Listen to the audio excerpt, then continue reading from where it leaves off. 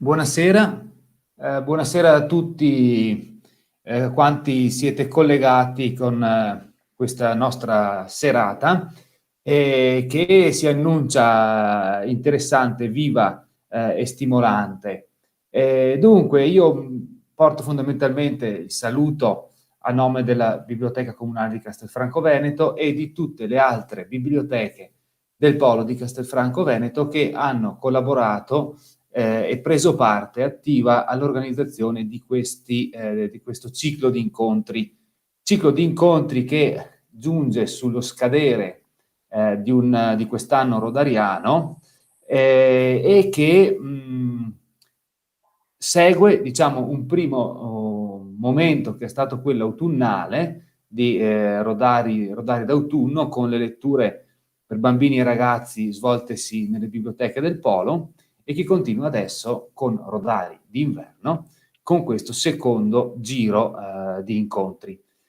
Dunque, nell'organizzazione di questa rassegna c'è stato appunto il coordinamento della Biblioteca di Castelfranco Veneto, come ho già detto, l'impegno delle biblioteche del Polo e in più la collaborazione importantissima con il gruppo Leggere per Leggere da un lato e con l'associazione culturale La Scuola del Fare dall'altro lato.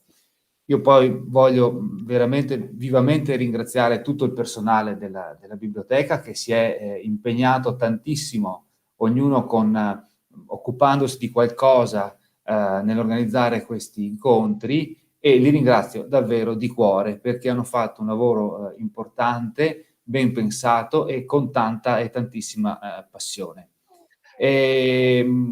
L'inizio di questi incontri che si svolgeranno dunque tra il 4 e il 18 dicembre ci porteranno a conoscere sotto varie prospettive, con vari e diversi sguardi, la figura di Gianni Rodari. Questa sera cominciamo, come si può dire, con due top player, si potrebbe dire con un linguaggio calcistico, degli studi su Gianni Rodari. E mi riferisco dunque a Pino Boero e a Walter Fochesato che non hanno, diciamo, bisogno di particolari presentazioni, sono due espertissimi studiosi di letteratura per l'infanzia, entrambi genovesi e dell'Università di Genova, che si sono estremamente distinti in tantissime iniziative nel campo appunto della produzione di lavori e di libri inerenti all'infanzia e il mondo della scrittura per bambini e per ragazzi, e per noi è veramente un onore averli qui. Pino Boero è una novità, mentre Walter Fochesato lo ricordiamo in un nostro precedente incontro, credo dell'anno scorso, proprio sul tema dei silent books. Dunque, detto questo, io auguro a tutti voi un buonissimo, cosa che non dubiterò, ascolto e partecipazione a questa serata. Sapete che poi ci sarà modo di interagire mediante la chat e le vostre eventuali domande o riflessioni saranno portate all'attenzione dei nostri ospiti da Elisa Simeonato, che farà un po' da collegamento tra voi e noi. Grazie a tutti e ancora buon ascolto.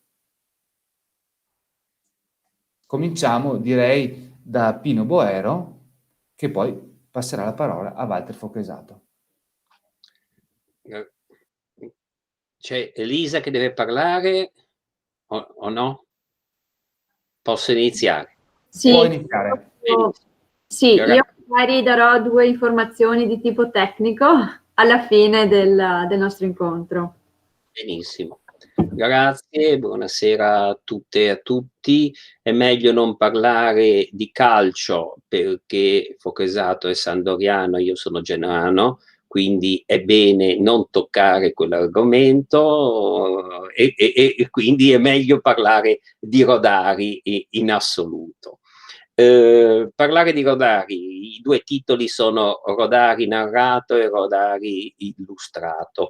A me tocca il Rodari narrato, d'altra parte così fin dall'inizio. Ieri un giornalista di Repubblica Torino mi diceva: quando ha cominciato a occuparsi di Rodari? E io ho fatto il conto, ero studente universitario, collaboravo al Secolo XIX di Genova al Quotidiano, e il redattore della pagina dei libri mi diede questo libro di Rodari. Io conoscevo già il nome, e quindi eravamo circa nel 71-72, quindi è un po' di preistoria, questo per dire la vecchiaia e diciamo anche l'impegno nei limiti del possibile, anche perché la vita universitaria è stata anche altro, è stata anche istituzione, e spesso istituzione mortificante. E se c'è un dato che mi colpisce adesso che sono fuori dall'università, è quello che davvero la lezione di Rodari, la lezione narrata, la lezione raccontata, il piacere del racconto di Rodari, non solo spesso non entra nella scuola, ma direi che in gran parte anche dall'università è fuori. Perché? Perché io credo che, come Rodari ha sempre dimostrato, prima ancora della dimensione della scrittura esista la dimensione della parola, esista la dimensione del racconto, esista la dimensione del colloquio, esista quel guardarsi negli occhi che forse oggi ci è impedito, ma che è importante. Ci sono i gesti, gli sguardi, e io credo che questo valga per ogni età, a partire dalla primissima età, ma valga anche per il mondo dell'università. La lezione di Rodari quindi è una lezione di un Rodari, e questo io vorrei fosse chiaro fin dall'inizio, di un Rodari intellettuale, pieno, non solo lo scrittore felicissimo per l'infanzia, ma Rodari pieno, Rodari intellettuale del Novecento, che ha vissuto le criticità, le ansie, e ha vissuto in pieno la storia del Novecento. Io credo che un compito anche di questo centenario e di chi si occupa di Rodari sia proprio quello di dire, di parlare forte e chiaro nei confronti di un Rodari a tutto tondo, e non solo appunto del felice scrittore per l'infanzia. Per far questo io parto da un tema, e vediamo insomma la prima slide, che ho intitolato Capire il linguaggio dell'infanzia, perché abbiamo detto più volte che Rodari, come poi parte della scuola e della pedagogia, diciamo progressista, aperta a partire dall'MCE o altro, metteva al centro il bambino. Ma mettere al centro il bambino non è solo metterlo al centro, togliere dei banchi da un'aula, appoggiarli al muro, disegnare per terra. Mettere al centro il bambino è capire il linguaggio del bambino. E allora io credo che davvero una considerazione da fare sia quella che chi non metteva al centro dell'infanzia considerava il linguaggio dell'infanzia, le parole del bambino, quasi come un linguaggio subalterno, come era un po' la lingua, che so io, come era il dialetto, come era la lingua dei ceti subalterni nell'Ottocento rispetto alla lingua nazionale. Il linguaggio dei bambini era il linguaggio non capito dall'adulto disattento, e Rodari questo lo ricorda sia nei suoi interventi per gli adulti, nei suoi articoli di giornale, nelle pagine del giornale dei genitori, ma lo ricorda anche proprio anche in versi, no? La prima slide con questi versi non solo porta al centro la famosa poesia di Parole per giocare, quel giorno sul diretto Capranica-Viterbo, quando incontra un signore maturo con l'orecchio acerbo, è quell'orecchio che serve per capire le cose che appunto dicono i bambini, che i grandi non stanno mai a sentire.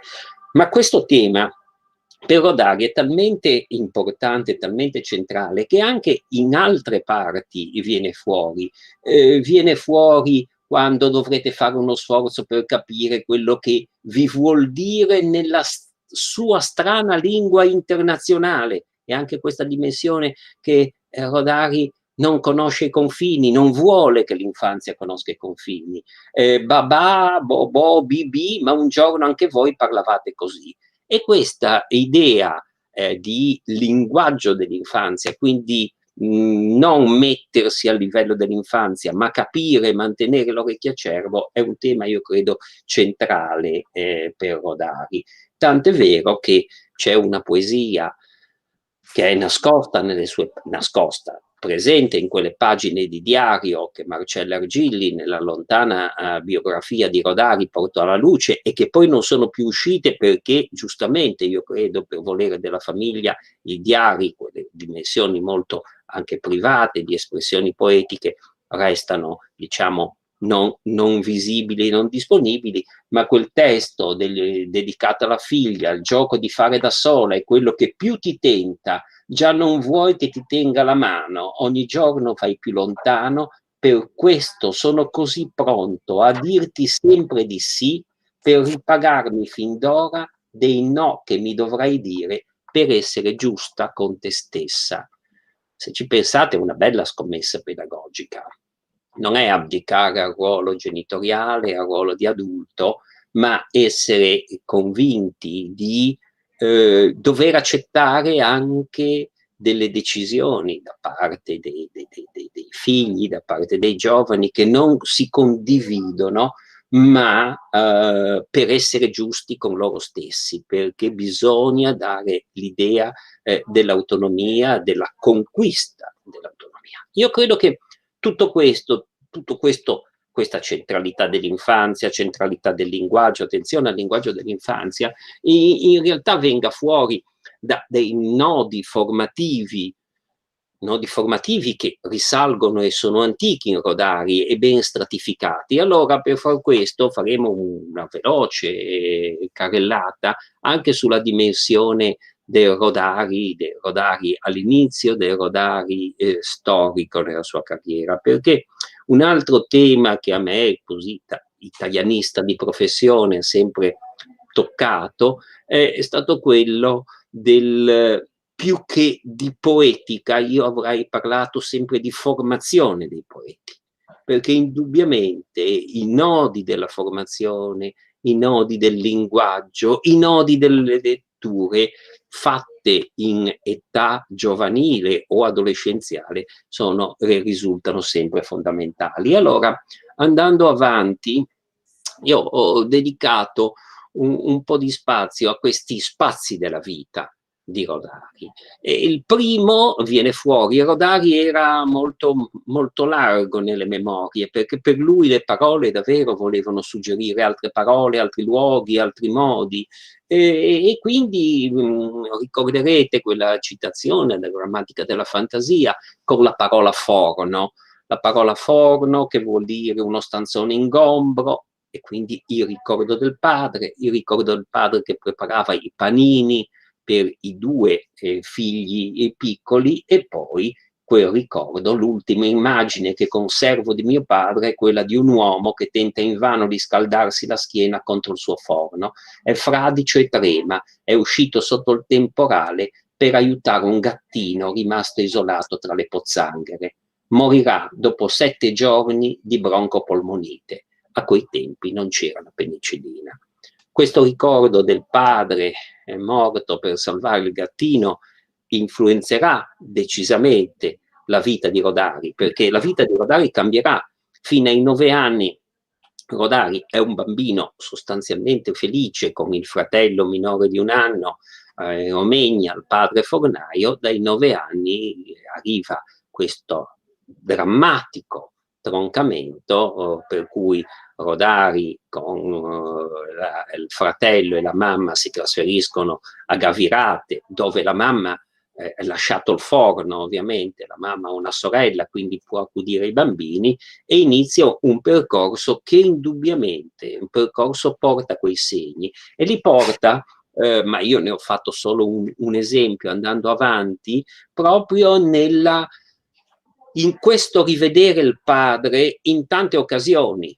Le citazioni che sono nelle slide sono Oggi ho rivisto mio padre sulla porta del Caucaso, quando Rodari farà moltissimi viaggi in Unione Sovietica, nell'ultimo ricorderà proprio i viaggi nell'URSS, questo tema, e lo rivede nel pane che gli donano, e non a caso la poesia e le filastrocche di Rodari hanno da un lato la presenza del fornaio, del pane, ma sempre in una poesia di quelle consegnate al suo diario e quindi ripescate solo da Argilli e mai più sostanzialmente utilizzate in modo organico ma frammentario, è quella passo di una poesia privata, non per bambini. Nel mio passato c'è un uomo che ha impastato milioni di pani e che io ho chiamato padre.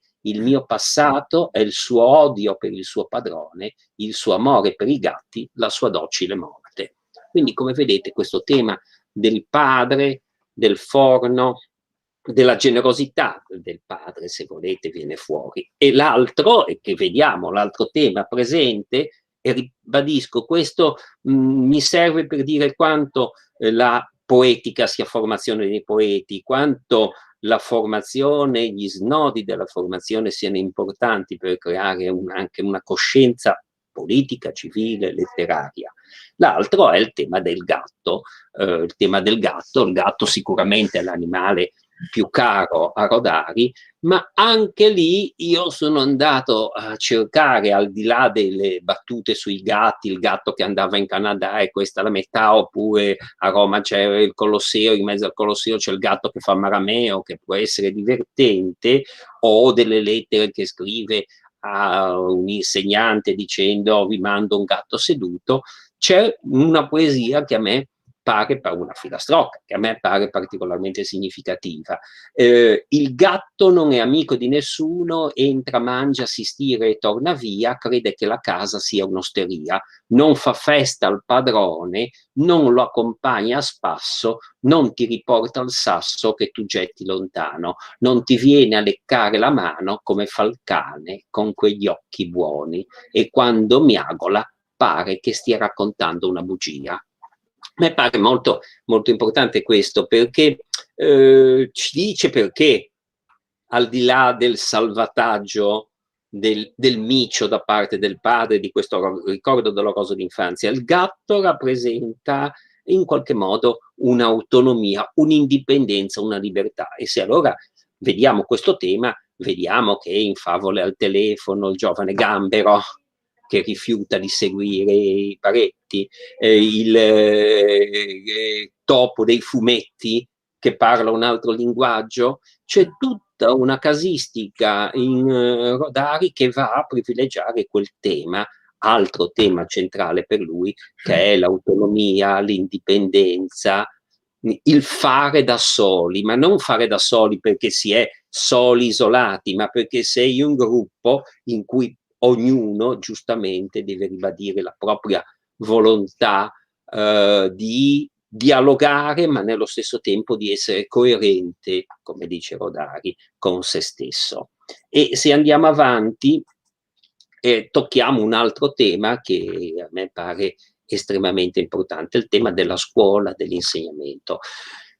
Voi sapete, la vicenda di Rodari, giovane, i 2 anni di seminario, perché era l'unico modo, io credo sostanzialmente allora, per un giovane che voleva studiare dagli 11 ai 13 anni per fare una forma di ginnasio, perché se no c'era solo una sorta di andare a fare un mestiere per chi era povero o perlomeno non aveva risorse per affrontare il ginnasio e il liceo.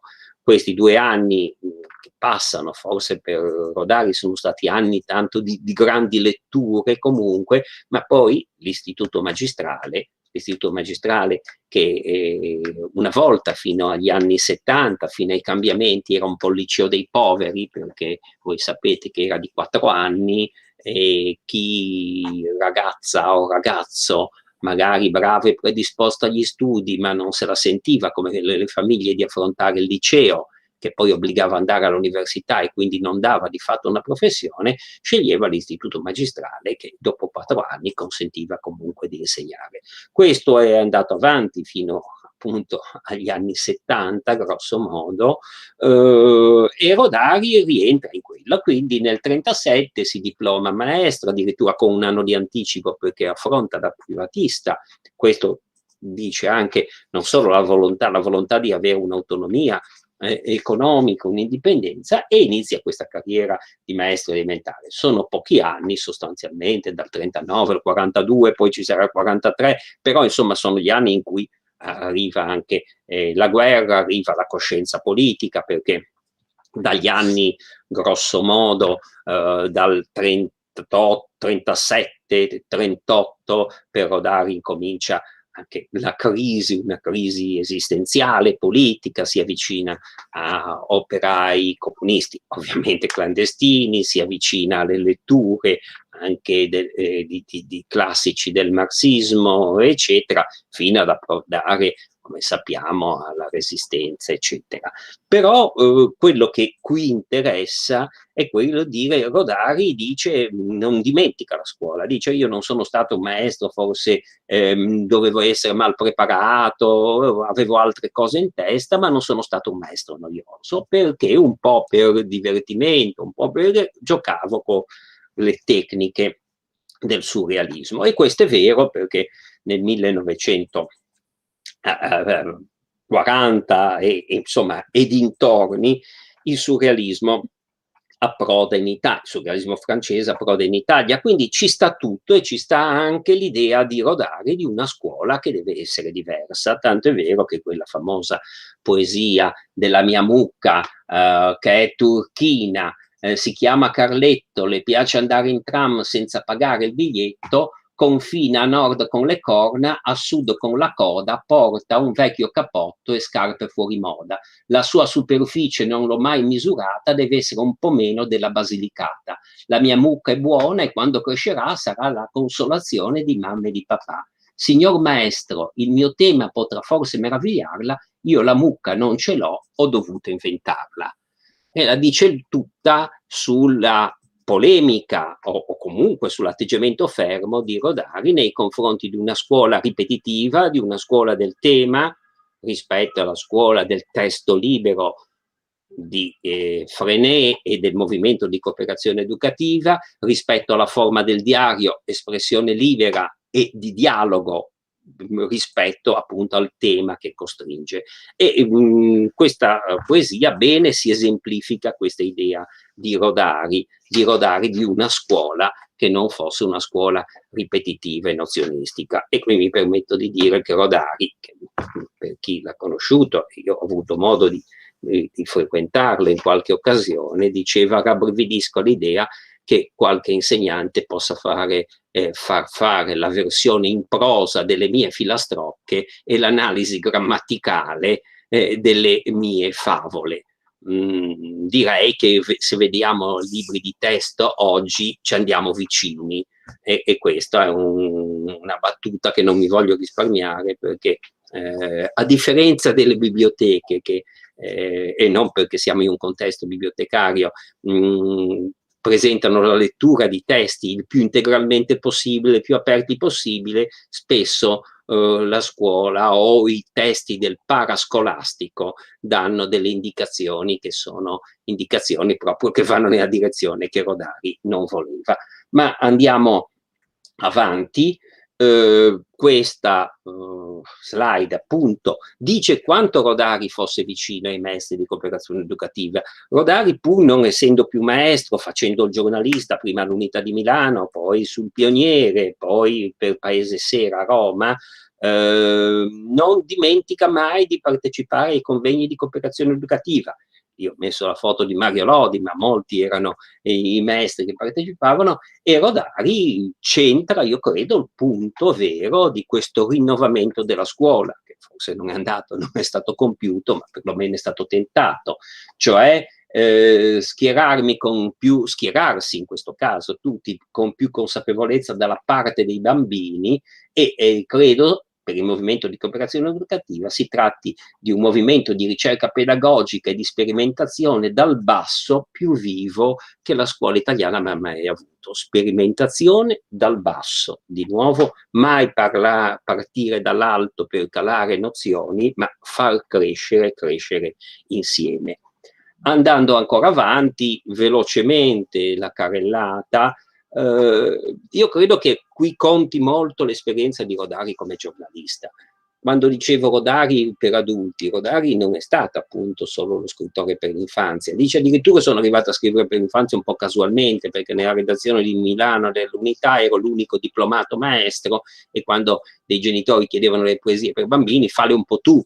Quindi lo dice, Rodari era anche autoironico, quindi io credo che non sia stata proprio forse andata così, però più o meno c'era questa occasionalità di una provenienza magistrale.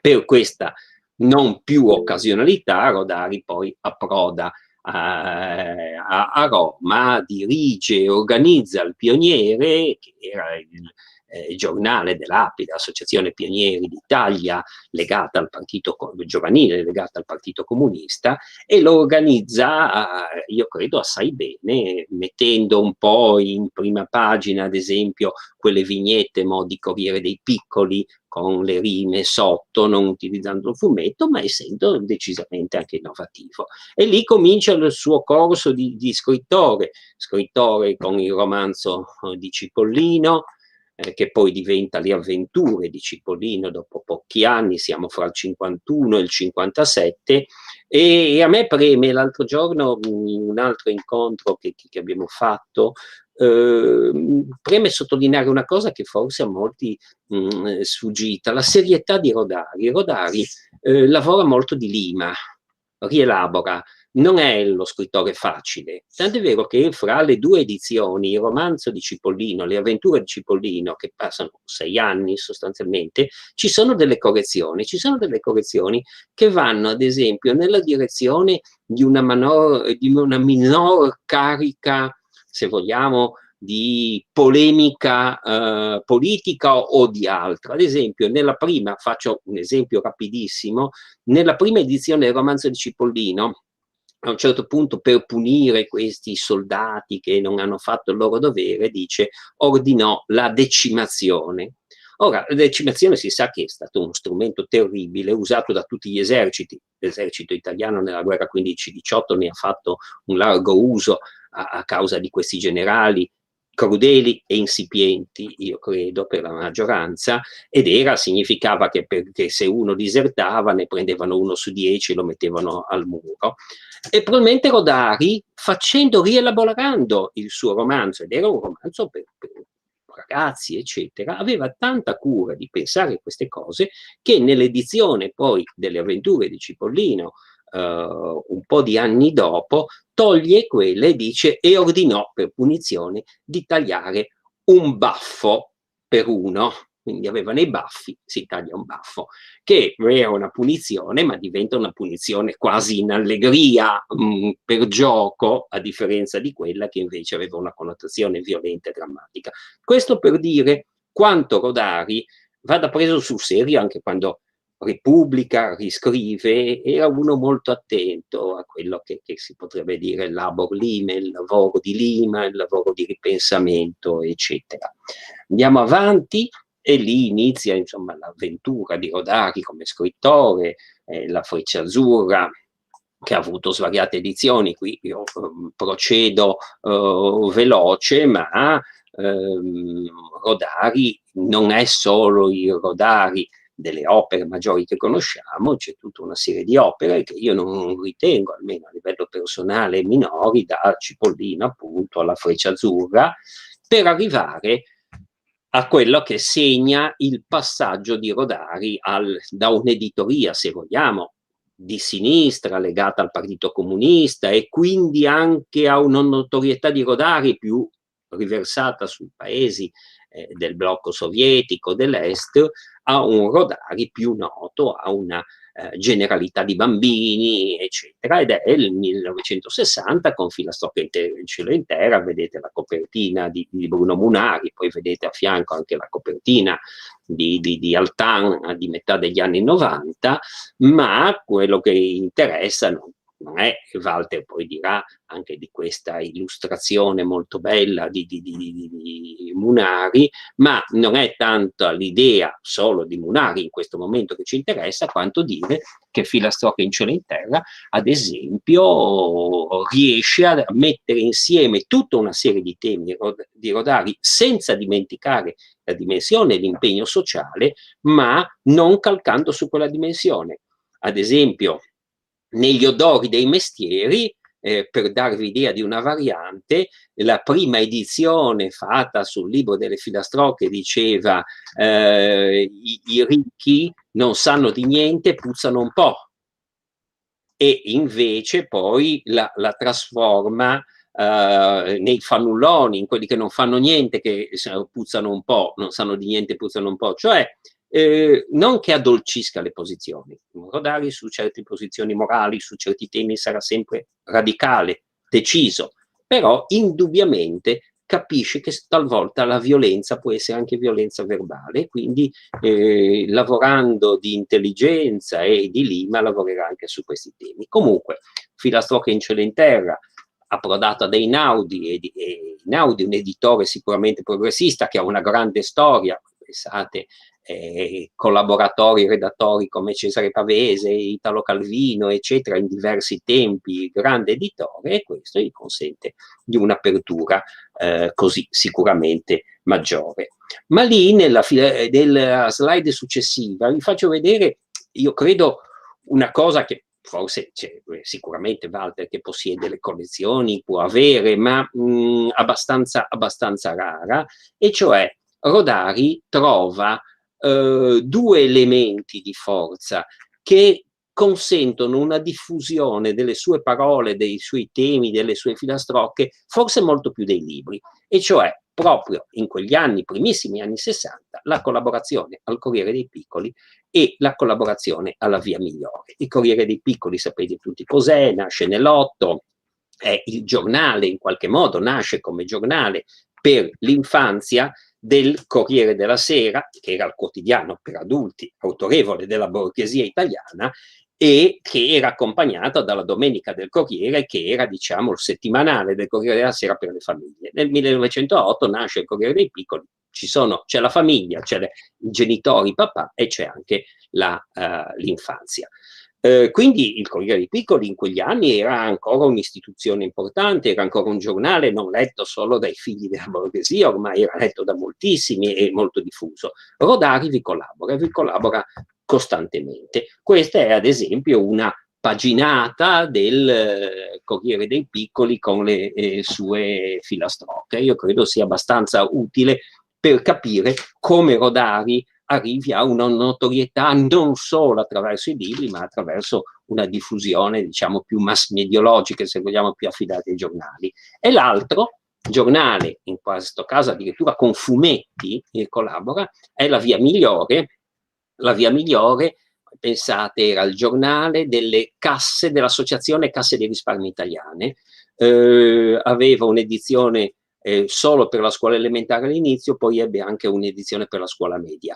Rodari vi collabora dall'inizio, vi collabora in maniera costante, con poesie, favole, lettere finte, le lettere di Carletto Epistola, giocando, fumetti, sceneggiature di fumetti, e questo giornale, La Via Migliore, ha una diffusione di 800.000 copie, perché viene diffusa gratuitamente dall'Associazione Casse di Risparmio in tutte le scuole elementari e poi anche medie italiane. Quindi voi immaginate, tutto sommato, la platea di giovani lettori che comunque si trovano a fare i conti con Rodari, prima ancora o contemporaneamente ai libri. Quindi io credo che questo aspetto sia stato sì indagato, figuriamoci, analizzato, ma sia comunque, se vogliamo farci un quadro del Rodari giornalista, del Rodari completo, dobbiamo tenere presente anche queste cose.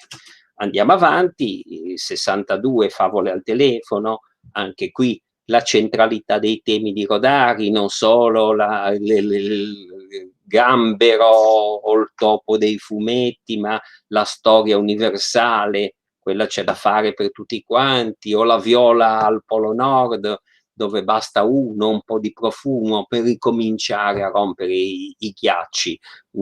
Sono temi veramente straordinari e veramente variati, perché hanno uno spazio così estremamente ampio anche di tematiche. Io credo che proprio contro una lettura parcellizzata difendiamo la lettura complessiva di Favole al telefono, che sono, io credo, davvero un autentico capolavoro anche per l'essenzialità, insomma.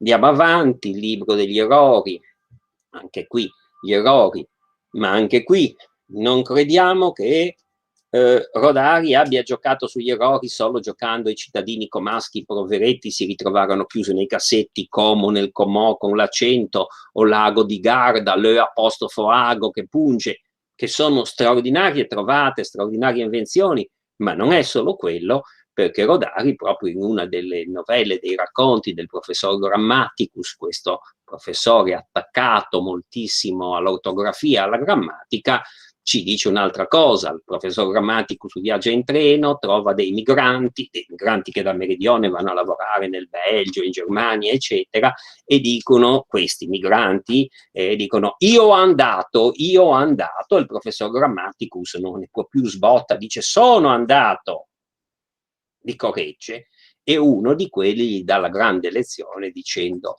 verbo essere, verbo avere, certo, lei ha ragione, però per noi comunque c'è la tristezza di aver lasciato il nostro paese.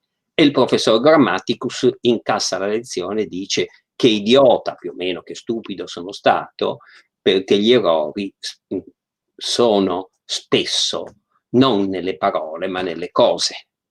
E anche qui, come vedete, dietro un libro straordinario, di nuovo per intelligenza, per composizione, ci sta il grande Rodari che riflette, che fa riflettere, che mette a nudo delle contraddizioni che sono delle contraddizioni civili e sociali.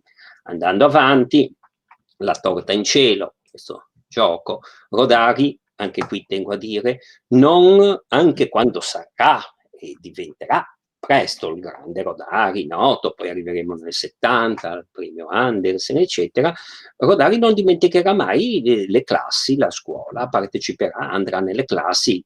La torta in cielo nasce nella classe di una scuola romana, della Borgata del Trullo, con la maestra Bicciaretti, cioè c'era molta attenzione, è sempre stato fino all'ultimo addirittura nel 79, nelle scuole, un anno prima della morte, nelle scuole di Ascoli Piceno, incontra i bambini, corrisponde con i bambini delle classi di Mario Lodi, insomma è veramente, tiene veramente ai rapporti non in modo diciamo dallo sguardo dall'alto in basso dello scrittore arrivato, ma di quello che costruisce in qualche modo dei percorsi, grazie anche alla frequentazione delle scuole, dei bambini. Arriviamo adesso a Grammatica della fantasia. È inutile dire la centralità di Grammatica della fantasia, posso divertirmi all'inizio a dire che già nel futurismo c'è questa idea di suggerire una continuità di altre idee comicissime a guisa di acqua schizzata lontano di cerchi concentrici di acqua, che sono appunto il sasso gettato nello stagno. Ma quello che anche qui mi preme dire, non leggiamo Grammatica della fantasia, e Rodari l'aveva detto, come un'Artusi delle storie, cioè come la cuciniera, come quella che si prende il ricettario e dice bene, binomio fantastico, le mettiamo insieme due parole che siamo tutti scrittori, tutti artisti, al di là del fatto che Rodari parla della parola tutti non perché tutti siano artisti ma perché nessuno sia schiavo, quindi l'idea di una lingua che sia una lingua che non allontani nessuno, ma anzi sia una lingua di appartenenza e di tutti. Ma al di là di quello, Rodari dice attenzione, Grammatica della fantasia, sì, suggerisce o altro, ma e questo non lo dice, lo dico io, andate nell'ultima parte di Grammatica della Fantasia, negli ultimi 2 capitoli. E allora, visto che di mestiere non ho mai fatto ragioniere, ma mi è piaciuto contare, mi pare che siano in bibliografia indicati, ma come in modo discorsivo, non le bibliografie di quei noiosi professori universitari, 43 titoli, fra psicologia, pedagogia, sociologia, storia dell'arte, storia della letteratura, cioè Rodari arriva a Grammatica della Fantasia, straordinaria sintesi di semplicità, ma arriva con delle letture e con una storia al fondo piuttosto significativa e importante. Al fondo però c'è sempre un altro tema, e andiamo avanti, che è il tema del leggere. Rodari non smetterà mai di insistere su questo tema della lettura. Leggere è un'attività che ci impegna, che mobilita le nostre risorse interne, che esige il nostro giudizio intimo. Leggere è razionalizzare, criticare, costruire. Allora, leggere è razionalizzare, cioè organizzare, criticare, perché abbiamo gli spazi di apertura, di lettura e di critica, ma non si critica a vuoto, si critica per costruire. In qualche modo Rodari lo dice anche nel Barone Lamberto: se non ti piace il finale, fane 2, fane 3 o anche 13, mai lasciarsi spaventare dalla parola fine. E guardate che questo lo lega moltissimo a uno dei poeti che Rodari dice di avere frequentato in gioventù, e cioè quel Montale che dice tutte le immagini portano scritto più in là, quell'idea di andare più in là e di costruire magari sommessamente, non con voce gridata. E quindi questo tema che nei libri, questo vale benissimo per le biblioteche, potreste metterlo in biblioteca perché fa parte del discorso che Rodari fece inaugurando la biblioteca della sua Omegna nel 1972. Nei libri incontriamo le sterminate riserve dell'immaginazione, e non parlo solo delle grandi opere di poesia in cui gli uomini di ogni tempo hanno dato voce, cioè il grande mare della letteratura. E andiamo avanti e ci avviamo alla conclusione. Tanto per darvi idea degli spazi di Rodari, c'è questa un po' di alleggerimento, questa penultima slide che vi fa vedere i francobolli dedicati. Un aneddoto divertente è che San Marino quest'anno è arrivato prima della Repubblica Italiana, e l'aggiunta è che la Repubblica Italiana, arrivata con questo bel francobollo, a me non dispiace, ci abbiamo messo con Omegna, perché era un'idea che era venuta a Omegna, a me come vicepresidente del parco e all'amministrazione comunale di Omegna, 2 anni, perché per avere tutto un iter di pratiche occorre un po' di tempo, però il risultato c'è stato. Io credo che sia importante anche ricordare il nome di Rodari attraverso queste cose che sembrano minimali. Insomma, la settimana enigmistica, la settimana del 23 di ottobre, ha dedicato, voi sapete, quelle parole crociate dedicate a una località dedicata a Omegna. Io credo che tutto il nome risuona, è un po' come il Barone Lamberto.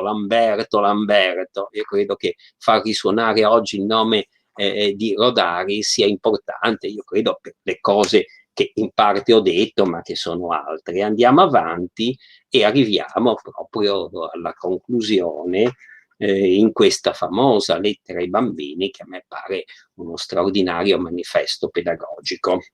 È difficile fare le cose difficili, parlare al sordo, mostrare la cosa al cieco. Bambini, imparate a fare le cose difficili, dare la mano al cieco, cantare per il sordo, liberare gli schiavi che si credono liberi. Io credo che questo liberare gli schiavi che si credono liberi, oggi più che mai, davanti a tante gridate verità che verità non sono, sia estremamente importante, sia di grande rilievo educativo e pedagogico. E vi ringrazio dell'attenzione.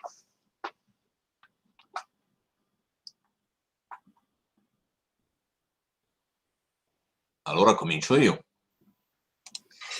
E comincio con Qui comincia, aprite l'occhio, l'avventura di Pinocchio, burattino famosissimo per il naso arcilunghissimo. Lo intagliò Mastro Geppetto falegname di concetto, ma più taglia, strano caso, e più lungo cresce il naso. Penso che nel frattempo sia anche partita la prima immagine, e questa che vedete è l'incipit della famosa filastrocca di Pinocchio che Rodari pubblica a puntate su Pioniere. Di Pioniere ha già detto Pino, qualcosa aggiungerò anch'io, a partire dal 1954. E qui, come vedete, in questi versi c'è un duplice omaggio. Da un lato c'è un omaggio a quello che è stato sicuramente il libro del cuore, il libro che in qualche misura Rodari ha tenuto sempre presente, che sono le avventure di Pinocchio di Collodi, ma dall'altro l'altro omaggio è al personaggio del Corriere dei Piccoli, famiglia povera quella di Rodari, giustamente ricordava Pino, ma che a un certo punto iniziano a comprargli anche a Gianni Rodari il Corriere dei Piccoli, che ospitava già allora le avventure del signor Bonaventura. E qui vediamo appunto così a mo' di semplice documentazione un'immagine del signor Bonaventura, di quello che è stato sicuramente uno dei personaggi più lunghi dal punto di vista della storia della nostra letteratura per l'infanzia, ma anche un personaggio a dir poco multimediale, perché dalle tavole del Corriere dei Piccoli passa alle tavole del palcoscenico, passa alla cinematografia, alla pubblicità, ai libri e via discorrendo. Ma la cosa interessante, intanto abbiamo visto le tavole sono in rima baciata alla Corriere dei Piccoli, con gli ottonari, e l'autore di queste immagini è uno dei primissimi, insieme a Flora Capponi e a pochi altri, è uno dei primissimi illustratori che Rodari incontra sul suo cammino. Anzi, è probabile, dato che lui viene mandato con pochissimi mezzi da Giancarlo Pajetta a Roma a fondare Pioniere del 1950, è probabile che la scelta dei primi illustratori sia proprio sua. Raul Verdini che era un illustratore che proveniva dal mondo del disegno satirico e soprattutto negli anni del secondo dopoguerra diventerà una delle punte di diamante non solo in Italia del disegno di satira politica molto, molto forte, molto feroce all'epoca. Allo stesso tempo però ha questo segno elegante, semplice ma dalla grande forza narrativa, e soprattutto sarà amico di Rodari per tutta la vita, perché quando Pino citava La via migliore, no, quando cioè già Rodari è diventato il Rodari del Corriere dei Piccoli e il Rodari illustrato da Munari, però non mancherà mai di lavorare insieme a Verdini nelle pagine della Via Migliore. Ora, il mio intendimento non è certo quello di passare in rassegna tutti gli illustratori di Rodari, sarebbe lungo e noioso e inutile. Piuttosto mi concentrerò da un lato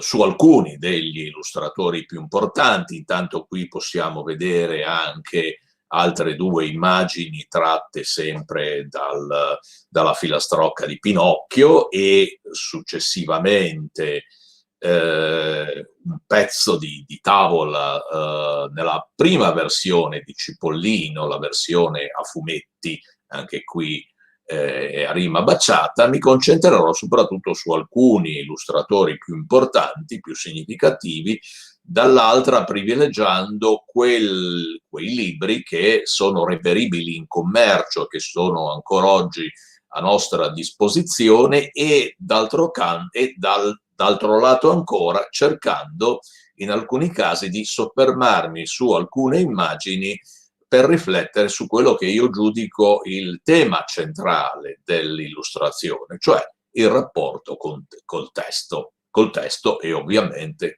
mai dimenticarlo, con il terzo elemento che è la grafica, la tipografia, quel rapporto fra questi tre elementi. E qui abbiamo visto come appunto nasca Cipollino, anche Cipollino nella versione che ricordava Pino viene illustrata da Verdini, così come Verdini illustrerà ad esempio Gelsomino nel Paese dei Bugiardi. Ma c'è un altro autore meno noto che si tende a dimenticare, che invece è fondamentale nel percorso di Rodari, ma io credo che vada compiutamente, come dire, rivalutato, che è Vinicio Berti. Vinicio Berti, fiorentino, disegnatore di fumetti, illustratore, ma soprattutto pittore. E qui andiamo su un altro elemento, che è la straordinaria, come dire, laicità, tra virgolette, di Rodari. Certamente Rodari è stato un intellettuale organico al Partito Comunista, ma nello stesso tempo ha sempre nei fatti e non nei proclami rivendicato la sua autonomia di giudizio e di azione, perché Vinicio Berti, comunista anche lui, era, come dire, in odore di eresia e rischiò seriamente di essere cacciato in quegli anni, perché in quegli anni l'arte, diciamo così, ufficiale del Partito Comunista era quella del realismo, sia del realismo nostrano, faccio un nome fra i tanti, Guttuso, ma soprattutto quella del realismo dell'arte di regime che veniva dai paesi del blocco sovietico. Ebbene, Vinicio Berti fonda un piccolo gruppo che si chiama Astrattismo Classico e dunque lui rifiuta la vulgata del realismo e invece approda all'astrattismo.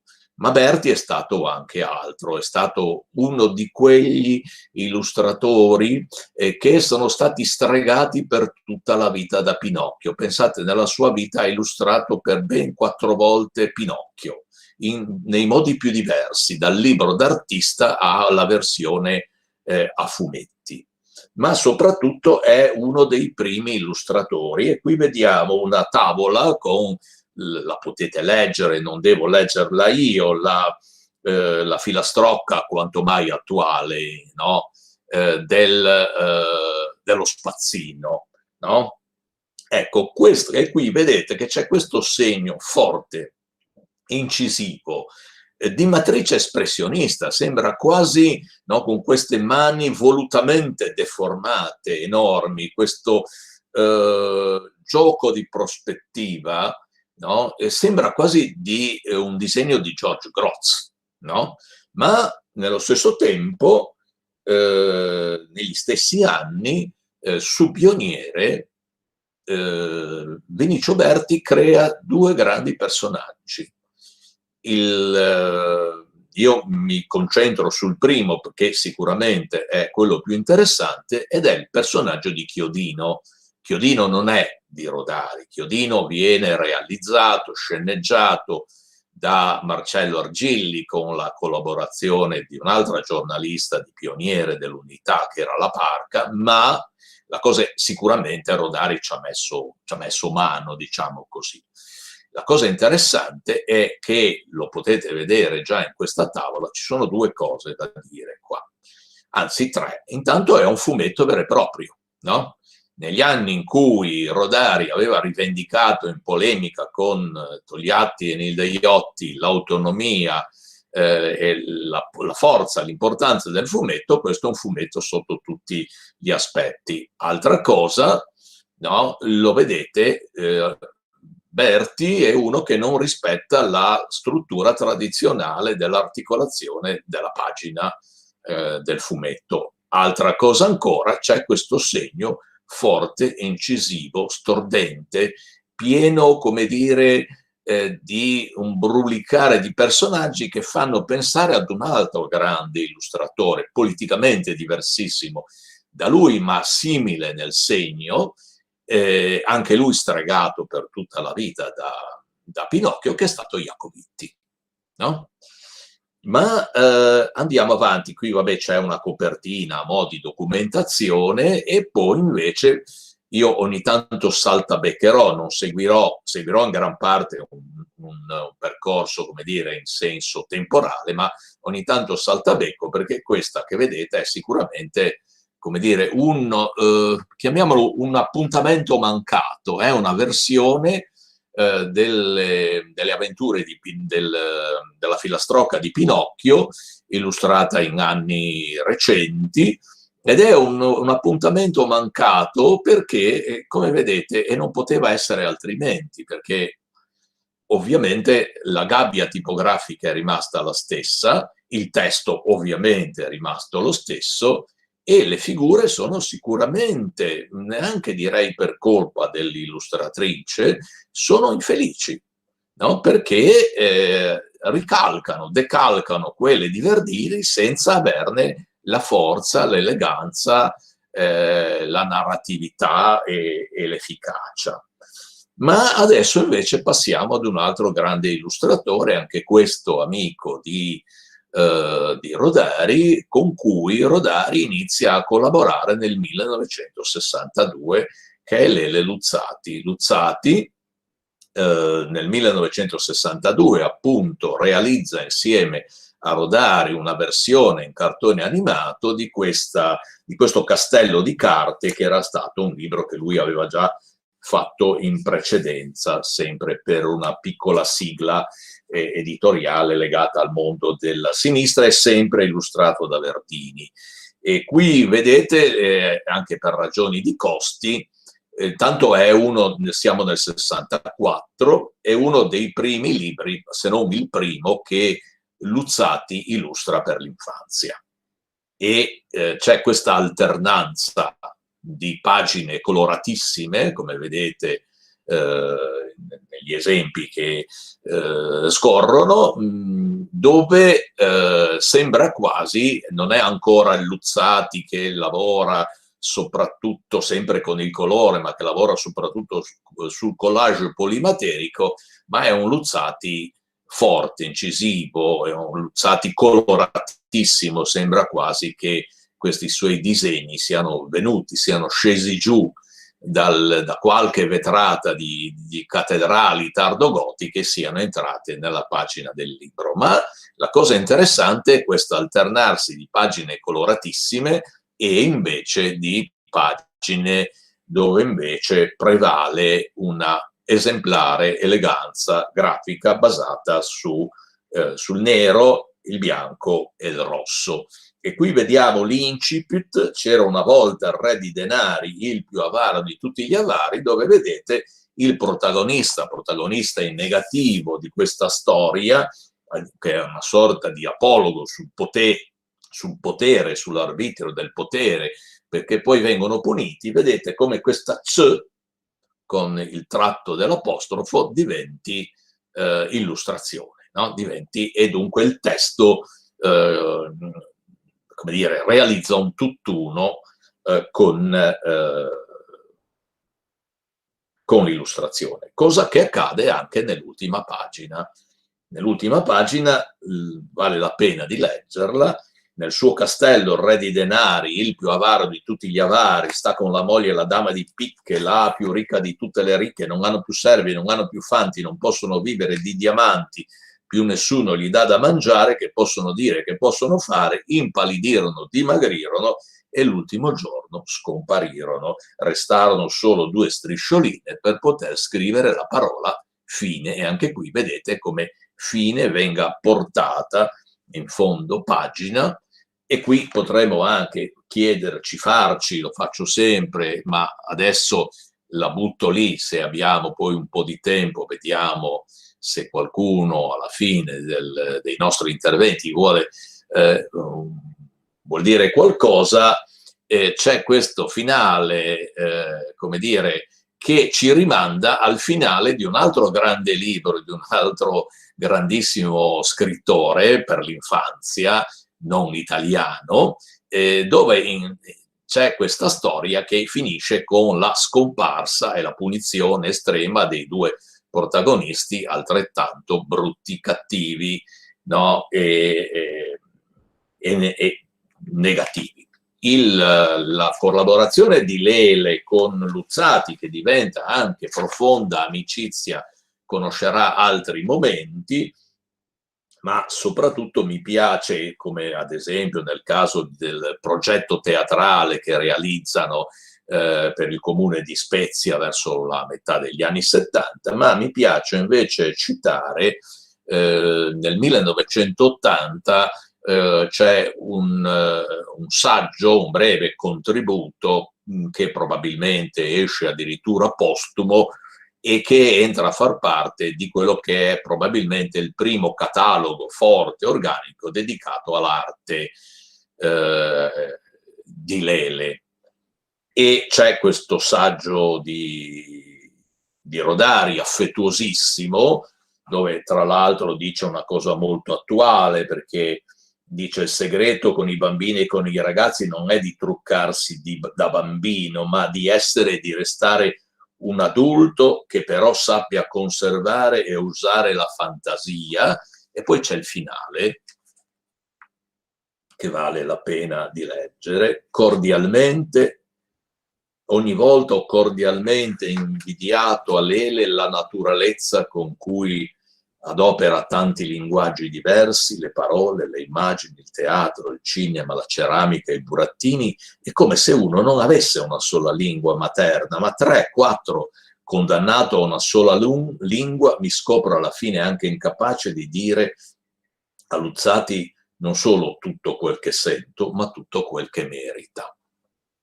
E poi Luzzati avrà, diciamo, questo privilegio forse non voluto di essere, insieme a Munari, ma soprattutto lui, l'unico illustratore a illustrare Gianni sia in vita sia negli anni che seguono alla sua scomparsa. E qui c'è un'immagine, ho messo un'immagine tra questi libri che vengono proposti, curati da Marcello Argilli prima e poi da Carmine De Luca per gli editori riuniti. Un altro grande incontro che Rodari fa, e anche qui noi non andiamo solo, come dire, per una sorta di processi indiziari, come li chiamo io, un altro incontro è quello con Maria Enrica Agostinelli, che è stata una delle grandi illustratrici, anche questa rischiava di essere dimenticata, della metà, cioè del secolo scorso, della seconda metà del secolo scorso, ed è una di quelle illustratrici che, come dire, in tempi ancora dove il realismo era, come lo chiamava Antonio Faetti, il realismo consenziente, rompe dall'interno questo schema. Lo vedete in queste due immagini che sono tratte dall'Enciclopedia della Fiaba, un volume pubblicato in Unione Sovietica, portato in Italia dagli editori riuniti, illustrato da Maria Enrica Agostinelli, e qui Rodari, diciamo, si limita, tra virgolette, a curarlo e a tradurlo. Ma qui, come vedete, il segno di Maria Enrica Agostinelli, che poi illustrerà tanti altri autori importanti, il barone rampante di Calvino, l'albero del riccio di Gramsci, Brizzolara, il pennacchio di Brizzolara nella prima edizione, e tanti altri autori, è un segno dove la matita praticamente sparisce sotto questo colore fortissimo, intenso, morbido, avvolgente e di grande impatto narrativo, di grande modernità. Soprattutto, qui mostro solo la copertina, faccio un breve accenno, Maria Enrica Agostinelli sarà l'autrice di un libro, secondo me, pubblicato dalla M Edizioni di Roselina Archinto, tanto per cambiare, di un libro importantissimo, di un libro molto rodariano, che per fortuna dopo anni di dimenticanza è stato ripubblicato da Salani e che per fortuna è ancora oggi disponibile in catalogo, che sembra questo e sembra quello, ma faccio soltanto un accenno. Poi arriviamo al 1960, già Pino lo ricordava, c'è l'incontro fondamentale con Munari. Ora, tralasciando occasioni non minori, ma sulle quali non mi soffermo e accenno appena, i libri che che Munari illustra sono Le filastrocche in cielo e in terra nel 60, Le favole al telefono e Il pianeta degli alberi di Natale nel 62, Il libro degli errori nel 64 e La torta in cielo nel 66, per limitarmi agli appuntamenti più importanti. Ogni volta, e lo dice lo stesso Munari in una breve intervista, Munari cambia completamente il segno, non per dimostrare versatilità o bravura, ma perché capisce che il suo segno deve adeguarsi al testo di Rodari. Ed ecco la prima, Le filastrocche in cielo e in terra, vedete c'è La bella addormentata, Le favole dove stanno, ce n'è una in ogni cosa, nel legno del tavolino, nel bicchiere, nella rosa, la tavola sta lì dentro, la favola sta lì dentro da tanto tempo e non parla, è una bella addormentata e bisogna svegliarla, ma se un principe o un poeta a baciarla non verrà, un bimbo la sua favola invano aspetterà. A parte che questa è una splendida considerazione attorno al potere delle fiabe, noi sappiamo quanto Rodari abbia riflettuto sulla forza, l'importanza, la valenza educativa e vorrei aggiungere politica della fiaba, ma qui c'è anche, come dire, una lode un po' al lavoro di chi legge e al lavoro, se vogliamo, dell'insegnante attento, perché è come se Rodari ci dicesse no, spetta a noi baciare la bella addormentata perché si risvegli. Ed guardate questa immagine, vedete c'è un bicchiere, il titolo praticamente chiude, sembra quasi il coperchio di questo bicchiere, il testo entra a far parte dell'illustrazione perché diventa il contenuto, ma soprattutto io chiedo sempre, e lo chiedo anche questa volta, ma poi qualcuno eventualmente risponderà alla fine, secondo voi qual è l'unico elemento in questa illustrazione che ci fa pensare che si parli di bella addormentata? C'è un unico elemento e badate, io l'ho scoperto grazie ad un bambino che molti anni fa a scuola, nella mia scuola, ho insegnato nella scuola elementare per 35 anni, mi fece notare questa cosa, no? Qual è l'unico elemento che ci rimanda?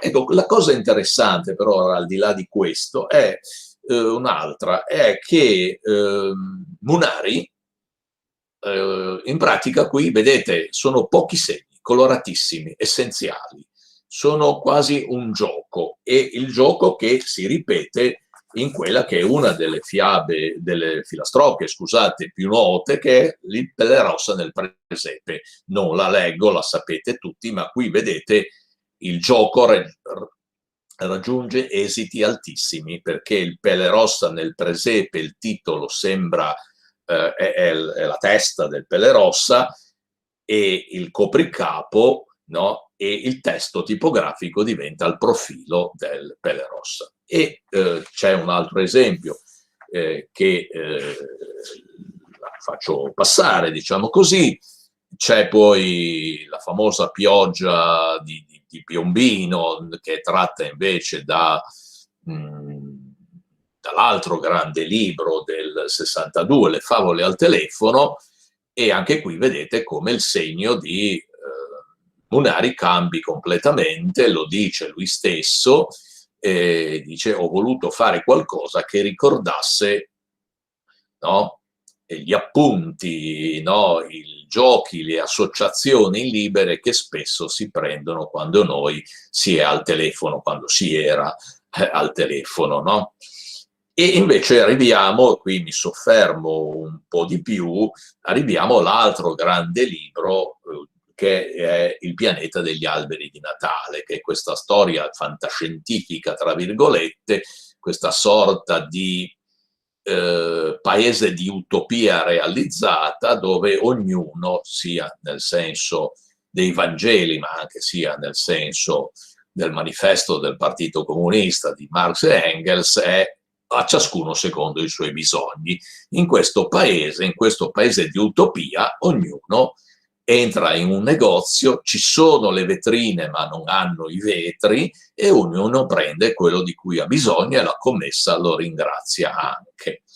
Ed ecco, allora vediamo per esempio, non si paga, no? C'è questa tavola, la prima che vediamo, dove si va al ristorante non si paga, ma la tavola di Munari viene realizzata con questo segno nero e con questi elementi che compaiono a collage con vecchie ricevute, c'è addirittura un pezzo di pentagramma e via discorrendo. Lo stesso gioco prosegue praticamente per ogni pagina. Ad esempio, vedete qui c'è il momento in cui arriva il sonno, no? E vedete c'è un pezzo di carta strappata nero che fa addirittura pensare agli strappi di Leo Lionni. Gli anni sono più o meno gli stessi per Piccolo Blu e Piccolo Giallo, oppure altre immagini che adesso per ragioni di tempo non mi soffermo neppure a commentare troppo, ma mi sembra geniale quella "disse che avevo fame", perché questo, come quella il conto chi lo paga, ci mostrano come Munari si concentri, e qui c'è il grosso elemento, il grosso del gioco tra testo e illustrazione. Lui si concentra su quelle che sembrano che sono poche parole e che dunque sembrano un elemento secondario, trascurabile, e che invece balzano alla ribalta. Addirittura, vedete, disse che aveva fame, tanti altri illustratori, se fossero stati chiamati a rappresentare questa immagine, avrebbero fatto ricorso al bambino che frigna o protesta o che si massaggia la pancia e dice che ha fame. Invece lui mette un panino imbottito e via così. E dunque continua questo gioco che continua poi.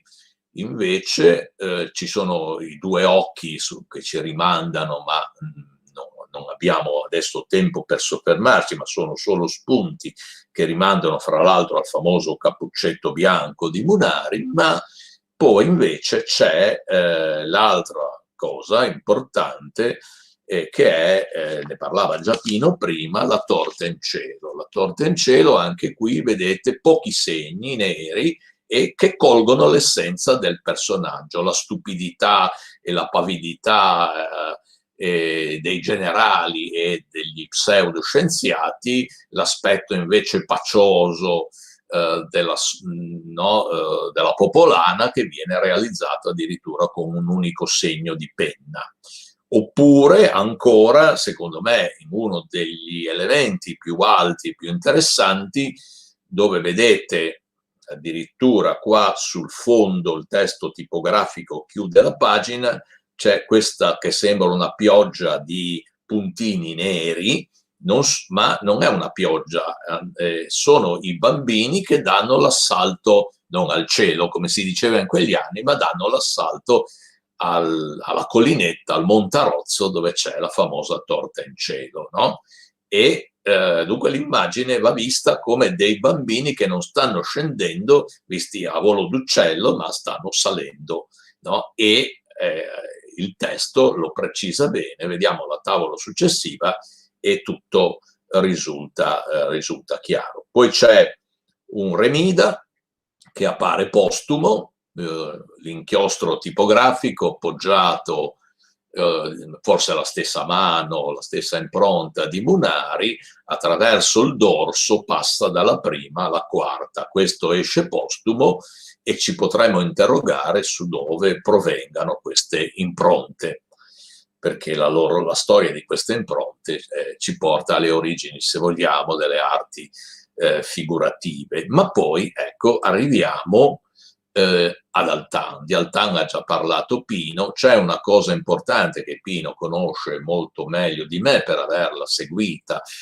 direttamente nel suo fare, è che secondo me in quegli anni sono gli anni in cui il gruppo editoriale M Edizioni, Einaudi Ragazzi, L, prende intanto i diritti appunto di Einaudi, in seguito assumerà anche quelli degli editori riuniti, ma la cosa interessante è che c'era stata come dire, una sorta di stasi nelle vendite di Rodari, c'era una crisi. Credo che il grande merito di Orietta Fattucci, del gruppo editoriale, sia stato proprio quello di puntare, no, con un azzardo non da poco, su uno dei grandi nomi della nostra illustrazione, che è Altan. E se vediamo la prima di queste tavole, che è La torta in cielo, a me piace molto perché c'è una sorta di intersezione, diciamo così, se vogliamo usare il linguaggio dell'insiemistica cara al movimento di cooperazione educativa, no? Tra l'Altan feroce, cattivo, forte, dei disegni per adulti, e lo vediamo nei volti dei generali e dei potenti, e invece l'Altan lieve, elegante, delicato dei libri della chicca di Camillo Cromo, sempre tra l'altro pubblicati in quegli anni dal gruppo di Orietta Fattucci. Ma la cosa interessante, se vediamo rapidamente le immagini successive, io credo che l'altro grande merito di Altan, che ha illustrato parecchi di questi volumi, quasi tutti con grande felicità, sia stato proprio di cogliere, lo vediamo in queste immagini, sono solo 3, ma bastano e avanzano, sia stato proprio quello di cogliere, ne accennava Giappino, il versante surreale di Rodari, no? Questo versante, sia quando si impegna nei versi, nelle rime, sia nella prosa, il versante surreale di Rodari. Bene, poi qui faccio una carrellata rapidissima, perché ovviamente entriamo un po', non dico nella cronaca, ma quasi, cioè entriamo in un momento in cui sempre il gruppo L comincia a proporre anche altre occasioni. Ma prima volevo mostrare, proprio per far vedere come sempre, come dire, ci siano incontri felici e altri meno, le avventure di Cipollino, che già nel titolo fanno pensare alle avventure di Pinocchio, perché vedete qui c'è la tavola tratta da una collana molto bella, è stato un po' il canto del cigno degli editori riuniti, si chiamava Matite Italiane, e Matite Italiane propone un po', diciamo, quello che 20 anni fa era il Gotha nel 1994, sì, in quegli anni lì, è un po' il Gotha della giovane illustrazione italiana dell'epoca.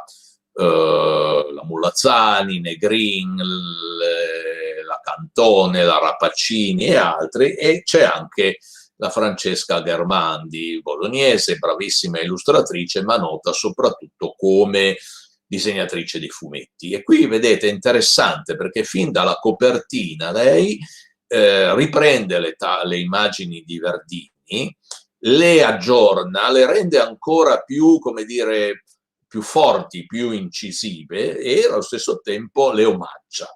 E invece poi c'è questa cosa qui di Manuela Santini del 2010, che mi sembra praticamente, a dir poco infelice, una delle occasioni, poche per fortuna, in cui questo incontro non si è realizzato. Ma andiamo avanti, perché sempre il gruppo di Orietta Fattucci e poi di Gaia Stock, nel corso degli anni, ha realizzato tutta una serie di albi in grande formato, con che intendimento? Quello di prendere dalle raccolte, sia in prosa che in versi, di Rodari, brevi racconti o filastrocche, e di farle illustrare. Ne sono usciti molti, ancora di recente sono usciti almeno 3 libri di grande pregio, che sono quello di Olimpia Zagnoli, a mio avviso, di Gaia Stella, e ancor più lo abbiamo anche con Pino e Anna Lavatelli come giuria del premio Rodari Omegna premiato, ed era dato la menzione speciale il libro di una grande nome dell'illustrazione italiana e internazionale, che è quello di Beatrice Alemagna. Ma si sono succeduti molti nomi, non li faccio tutti, sarebbero lunghi da elencare. Mi piace citare tra quelli che amo maggiormente, lo vedete, la Vittoria Facchini, l'Anna Laura Cantone in Alice nelle figure, e soprattutto perché poi salto alcune cose, chiudo, Alessandro Sanna, che illustra ad esempio Tonino l'Invisibile e A sbagliare le storie, in una delle sue prime, secondo me, grandi interpretazioni. E arrivo, ripeto, salto alcune cose, arrivo a quello che è il Codice di Rodari, illustrato da Sanna, che è un'opera ardita, un'opera interessante. Ora avrei anche alcune osservazioni da fare su questa opera, ma diciamo che è interessante perché anche qui assistiamo ad un tentativo come dire, di fare un libro per tutti, cioè un libro non solo rivolto all'infanzia, ma attraverso questo elenco para-alfabetico, perché poi ovviamente alcune lettere non sono rappresentate, altre sono maggiormente rappresentate, ma non era facile poi trovare i testi. Troviamo un libro che si rivolge a pubblici molto diversi. E io mi fermo, ma prima mi piacerebbe leggere una poesia per adulti. Pino ha letto una poesia per adulti, anche secondo me è perfetta per i bambini, invece questa si intitola Il fucilato e venne pubblicata e poi non è più uscita in volume, su una rivista letteraria di grande prestigio a cui collaborava Rodari, Il Caffè. Un bambino faceva le bolle di sapone dalla finestra quando mi fucilarono sulla piazza piantata di alberi senza nome. Una mattina deserta, con poco sole tra i rami secchi che non trattenevano le voci, tra quinte grigie di imposte sprangate oscillavano effimere formazioni, grappoli subito disfatti in acini trasparenti. Un bimbo, solo una tenera macchia viva in un rettangolo nero, c'era un vasetto rosso sul davanzale, la sola cosa rossa di quel giorno tutto grigio. Io non potevo vedere i suoi occhi. Sentivo la sua anima appendersi, dondolando in cima alla cannuccia di paglia, staccarsi con un brivido, volare in silenzio, trattenere il fiato per pregare il vento, attraversare il poco sole in punta di piedi, rapita in una smorfia di felicità. I miei carnefici gli voltavano le spalle e nessuno di loro poté vedere le sue mani sollevarsi in adorazione quando una bolla più gonfia, la più bella di tutte, partì dal davanzale come un pianeta di cristallo e prima di scendere salì verso il tetto come una preghiera, come una favola piena di ogni dolcezza che non si può perdere, intatta e vera per il suo tempo giusto. Non ci sono abbastanza plotoni d'esecuzione in questo mondo e in ogni altro per fucilare tutte le bolle di sapone.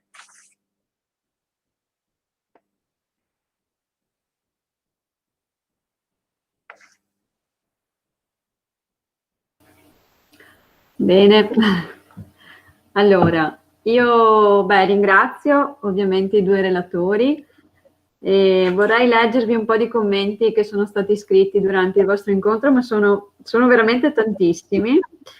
E Saltato.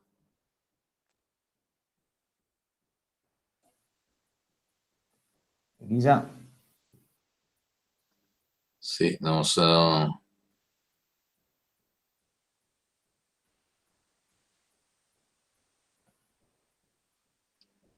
Luca, scusami se ti convoco. Ecco, è tornata Elisa. Si è visto qualcosa o no? No, è saltata la voce tua, appena avevi iniziato. Hai detto che c'erano tanti commenti ed è saltato. Esatto, tra cui uno che vi leggo perché Fabio ha provato a rispondere alla sua domanda rispetto al bicchiere, alla bella addormentata. Sì. E dice che secondo lui l'elemento che ci rimanda alla bella addormentata è il segno di color marrone che fa il fondo del bicchiere. Quindi volevo capire se è quello. Secondo me sono le due palline, quelle due che sembrano delle pastiglie, no? È quello. Fabio, mi dispiace. Allora, sì, tutti ovviamente vi fanno i complimenti per la bella carrellata, per il prezioso incontro pieno di spunti, e anch'io ovviamente vi ringrazio e cioè, sono proprio contenta che proprio voi avete iniziato questo percorso di incontri. E ringrazio anche tutti i partecipanti all'incontro, che sono tantissimi. E questo incontro è stato registrato, quindi per chi appunto vorrà e magari non ha avuto l'occasione di partecipare questa sera potrà appunto rivederlo. E io do l'appuntamento a domani con il prossimo incontro alle 16:30, quindi un'oretta prima rispetto ad oggi. Domani saremo insieme a Roberto Pittarello con 100 Rodari 1920-2020. E altra cosa che volevo dire prima di lasciarvi è che per chi vuole, entro, non so, domani, probabilmente lunedì, manderemo un attestato di partecipazione all'incontro. E basta, se magari Matteo vuole appunto salutare, poi... No, io più che salutare volevo veramente ringraziare, perché sono stati tantissimi stimoli, poi soprattutto tante cose adesso le sto, come dire, scoprendo, avendo, diciamo così, un rapporto con l'infanzia a questo punto della mia vita che si fa sempre più presente, sempre più importante, e quindi veramente tantissimi stimoli. Io vi ringrazio tutti di nuovo, anche le numerosissime persone ho visto, seguendo un po' anche sul lato YouTube oltre che nel nostro canale, quasi insomma 170-180 persone collegate, quindi veramente un importante riscontro, ecco. Elisa, forse hai già detto qualcosa sulla mostra? Beh, no, in verità. Allora, sì, questo progetto comprende anche una piccola mostra bibliografica, ma ben pensata. E purtroppo la mostra, insomma, è allestita nelle sale della sezione ragazzi della biblioteca di Castelfranco, però per ovvi motivi non è al momento visitabile. Speriamo prossimamente di poterla aprire al pubblico, magari quando ci faranno riaprire le biblioteche, però per il momento abbiamo realizzato un video che, se sarà pronto, renderemo accessibile da domani, e in cui si vede appunto il percorso della mostra. Vi mostreremo un po' le varie sezioni e niente, cercheremo insomma di farvela vedere, anche se in verità adesso non si può vedere. E speriamo possa essere sufficiente per il momento. Bene. E niente, io ringrazio ancora i relatori, mi dispiace tantissimo di non averli visti di persona e spero magari che si potrà fare più avanti. Troveremo l'occasione. Bene. Un saluto dunque a tutti, grazie ancora, e quindi per chi continua a seguirci, a domani. Grazie, buona serata. Arrivederci.